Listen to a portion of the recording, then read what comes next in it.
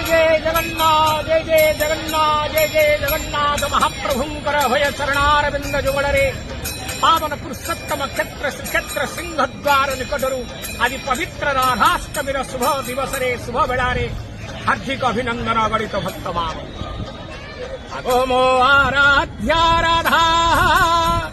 तोहरे मो मन रहु सर्वदागो तोर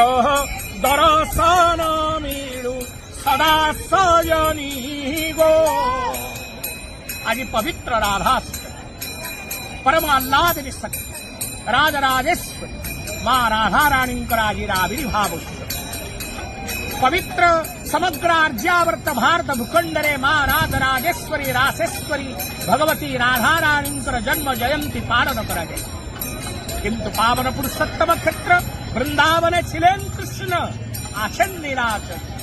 केतबळे वृंदावन लीला करुथिले कृष्ण किंतु राधांकर सहित नित्य दैनंदिन महाप्रभु पावन पुरुषोत्तम क्षेत्र लीला करुथिले लीला क्षेत्र पुरुषोत्तम क्षेत्र रे राधाष्टम नीति विधि विधान परंपरा अनुसार अनुष्ठित होई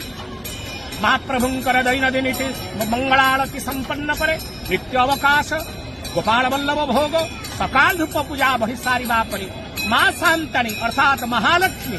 श्री महालक्ष्मी जगन्नाथ निकटरू महालक्ष्मी मंदिर को जाना सेठारे बाजड़ा बडकलागी आलती वंदापना अनुष्ठित होई प्रत्यावर्तन करती जगन्नाथ महाप्रभु निकट मध्याह्न धूप पूजा वही सारिबा परे सुदर्शनं महाज्वालम् कोटिसूर्यं समप्रभोः अज्ञानं तिमिरान्धस्य ज्ञानिनां मोक्षदायते स्वयं भगवती स्वरूपा भक्ति स्वरूपा शक्ति स्वरूपा जुपराज चक्रराज सुदर्शन मध्याह्न धूप पूजा बड़ी सारिबा परे बाहर को विजय कर